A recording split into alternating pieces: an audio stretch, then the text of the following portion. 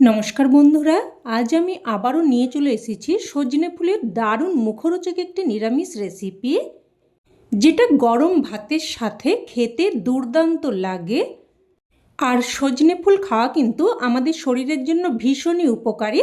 আর এই সময়ে কিন্তু শুধুমাত্র সজনে ফুলটা পাওয়া যায়, তাই অবশ্যই এই সময় সজনে ফুল খাওয়া কিন্তু একদমই মিস করবেন না।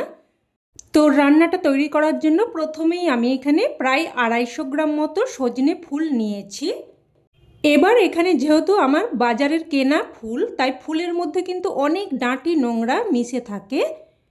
তো তাই প্রথমে হালকা একটু বেছে নিয়ে তারপর দেখুন আমি একটা গামলার মধ্যে বেশ খানিকটা জল নিয়ে তারপর সজনে ফুলগুলোকে দিয়ে দিয়েছি। এবার দেখুন সজনে ফুলগুলো কিন্তু উপরের দিকে ভেসে উঠেছে, আর কাঠি নোংরা এগুলো কিন্তু জলের তলায় থিতিয়ে পড়েছে। তো এইভাবে কিন্তু এই প্রসেসটা দুবার করে নিতে হবে। একটা একটা করে ফুল বাছতে কিন্তু বেশ খানিকটা সময় লাগে, তাই এইভাবে আপনারা যদি করে নেন খুব সহজেই কিন্তু সজনে ফুলগুলো সুন্দরভাবে পরিষ্কার হয়ে যাবে। তো দেখুন আমি এই প্রসেসটা দুবার করে নিলাম। এবার আমি এখানে নিয়েছি ঈষদুষ্ণ গরম জল। এবারে ঈষদুষ্ণ গরম জলের মধ্যে সজনে ফুলগুলো আমি আবারও দিয়ে দিচ্ছি। আর আবারও ঠিক একই পদ্ধতিতে দেখুন সজনে ফুলগুলোকে আমি জল থেকে ছেঁকে উঠিয়ে নিচ্ছি। আর দেখুন জলটা কিন্তু এখন বেশ অনেকটাই পরিষ্কার। তো এইভাবে কিন্তু খুব সুন্দরভাবে সজনে ফুলগুলোকে আমি পরিষ্কার করে নিয়েছি। তো এবার সজনে ফুলগুলোকে এক সাইডে রেখে দিচ্ছি। এবার গ্যাস অন করে কড়াই বসিয়ে একদমই অল্প একটু প্রায় 1 চামচ মতো সর্ষের তেল দিয়ে ভালোভাবে গরম করে নিলাম। তারপর এখানে দেখুন একটা মিডিয়াম সাইজের বেগুনকে আমি ঠিক এই রকম ছোট ছোট টুকরো করে কেটে নিয়েছি। তো কেটে রাখা বেগুনগুলো দিয়ে দিলাম, দিয়ে দিচ্ছি সামান্য একটু লবণ আর সামান্য একটু হলুদ গুঁড়ো। এবার লবণ আর হলুদ গুঁড়োটা দিয়ে ভালোভাবে মিশিয়ে নেব। তো দেখুন সমস্ত তেলই কিন্তু বেগুন টেনে নিয়েছে, তাই কি করব গ্যাসের ফ্লেমটাকে একদম লোতে করে দিয়ে একটা ঢাকনা দিয়ে দিয়ে প্রায় কিন্তু 3-4 মিনিট ধরে বেগুনগুলোকে ভেজে নিয়েছি। আর একদম লো ফ্লেমে ভেজে নেবেন, তাহলে কিন্তু অল্প তেলেই বেগুনগুলো ভাজা হয়ে যাবে। তো দেখুন বেগুনগুলো ভেজে উঠিয়ে নিলাম। এবার ওই কড়াইয়ের মধ্যেই আবারও দিয়ে দিলাম 2 চামচ মতো সর্ষের তেল।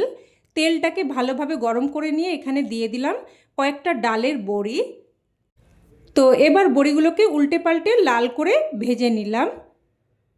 তো বড়িগুলো ভেজে উঠিয়ে নিচ্ছি।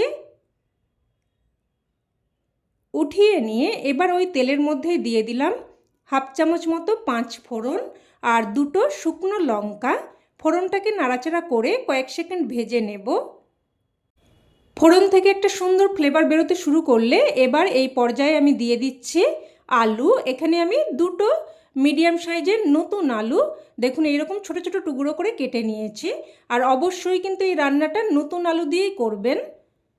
এবার এখানে দিয়ে দিচ্ছি শিম। এখানে কিন্তু প্রায় 8-10টার মতো শিমকে আমি ছোট ছোট টুকরো করে কেটে দিয়েছি।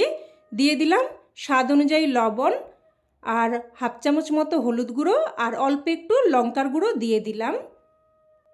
এবার সব কিছু ভালোভাবে মিশিয়ে নেব। ভালোভাবে মিশিয়ে নিয়ে এবার লো টু মিডিয়াম ফ্লেমে একটা ঢাকনা দিয়ে দিয়ে প্রায় 3 থেকে 4 মিনিট মতো রান্না করে নেব। তো এদিকে সবজিগুলো ভাজা হতে হতে এখানে আমি একটা মশলা তৈরি করে নেব। তো এখানে নিয়ে নিয়েছি 1/2 চামচ মতো সাদা বা হলুদ সর্ষে আর 1/2 চামচ মতো কালো সর্ষে আর 2টো কাঁচা লঙ্কা। তো দেখুন মশলাটাকে আমি মিহি করে বেটে নিয়েছি। আর ঝালটা কিন্তু অবশ্যই আপনারা আপনাদের স্বাদ অনুযায়ী দিয়ে দেবেন। তো এবার এদিকে দেখুন 3-4 মিনিট মতো ঢেকে সবজিগুলোকে ভেজে নিয়েছি। দেখুন আলু আর শিম কিন্তু বেশ সুন্দরভাবে ভাজা হয়ে গেছে। এবার এখানে দিয়ে দিচ্ছি বেছে ধুয়ে রাখা সজনে ফুল। সজনে ফুলগুলো দিয়ে নাড়াচাড়া করে একটু মিশিয়ে নেব। নাড়াচাড়া করে একটু মিশিয়ে নিয়ে এবার এখানে আগে থেকে তৈরি করে রাখা মশলার পেস্ট দিয়ে দিচ্ছি। সমস্ত মশলাটা দিয়ে এবার মিনিট 2 মতো নাড়াচাড়া করে রান্না করে নেব। বন্ধুরা আপনারা হয়তো অনেক রকমভাবেই সজনে ফুল রান্না করে খেয়েছেন, তবে এইভাবে এই পদ্ধতিতে যদি কোনো দিন রান্না করে না থাকেন অবশ্যই এইভাবে একবার বানিয়ে দেখবেন, খেতে কিন্তু অসম্ভব টেস্টি লাগে। তো মিনিট 2-3 মতো নাড়াচাড়া করে রান্না করে নিয়ে এবার এখানে মশলার বাটিটা ধুয়ে বেশ খানিকটা জল দিয়ে দিলাম। মোটামুটি আলু শিম একদম সুন্দরভাবে সেদ্ধ হবে সেই অনুযায়ী জলটা দিয়ে দিতে হবে।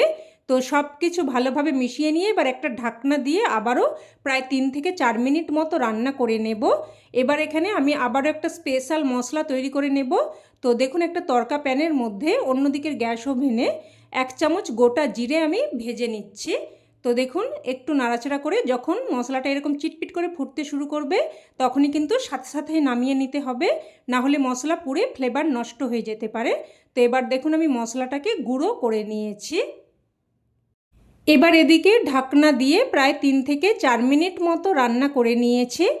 আর দেখুন আলু আর শিম কিন্তু সুন্দরভাবে সেদ্ধ হয়ে গেছে। তো এবার দেখুন এইভাবে আলু আর কয়েকটা শিমকে খুন্তিতে করে এইভাবে ভেঙে সুন্দর করে তরকারির সাথে মিশিয়ে নিতে হবে, যাতে করে সবজিগুলো একদম চেয়ে চেয়ে না থাকে। তো মোটামুটি এইভাবে একটু মিশিয়ে নিলাম, এতে করে তরকারিটা দেখতেও যেমন ভালো লাগবে, খেতেও কিন্তু দারুণ লাগবে। তো এবার এখানে ভেজে রাখা বেগুনগুলো দিয়ে দেখুন বেশ সুন্দর করে মিশিয়ে নিলাম। এবার যে মশলাটা আমি ভেজে গুঁড়ো করে রেখেছিলাম তার থেকে দেখুন আমি অর্ধেক দিয়ে দিলাম। মোটামুটি আমি 1 চামচ জিরে ভেজেছিলাম, তো হাফ চামচ মতো আমি ভাজা জিরের গুঁড়ো দিয়েছি।